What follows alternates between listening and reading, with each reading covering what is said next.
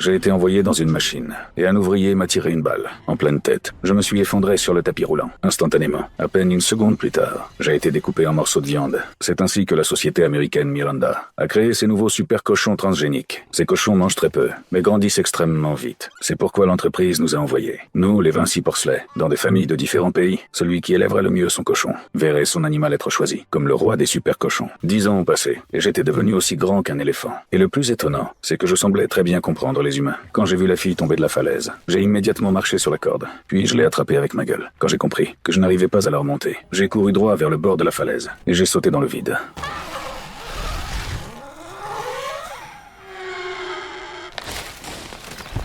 La fille pensait que j'allais mourir, mais lorsqu'elle m'a retrouvé, elle a découvert que j'étais en train de dormir. Je me suis retourné paresseusement, et quand j'ai vu qu'elle était arrivée, je me suis levé et je l'ai serrée contre moi. Le soir, le dîner de la fille et de son grand-père était composé des poissons que j'attrapais dans l'eau. La fille s'était depuis longtemps habituée à m'avoir à ses côtés. Elle voulait que son grand-père m'achète à l'entreprise Miranda, mais lorsque les employés de Miranda sont arrivés, son grand-père a emmené la fille ailleurs. Il a sorti un petit cochon en or et lui a dit que c'était son cadeau de mariage. Il avait voulu échanger ce cochon en or pour me récupérer, mais Miranda a refusé. Alors il n'a eu d'autre choix que de les laisser m'emmener. En entendant cela, la fille a jeté le cochon en or par terre, furieuse. Puis elle est rentrée chez elle, en courant, pour me chercher. Mais j'avais déjà été emmené. Elle a alors cassé sa tirelire, pris le petit cochon en or, et décidé de partir à ma recherche. Elle s'est rendue au siège de Miranda en Corée du Sud, et a demandé au personnel de la laisser entrer. Mais en voyant qu'elle était si jeune, la réceptionniste ne lui a prêté aucune attention. La fille s'est mise en colère, a reculé de quelques pas.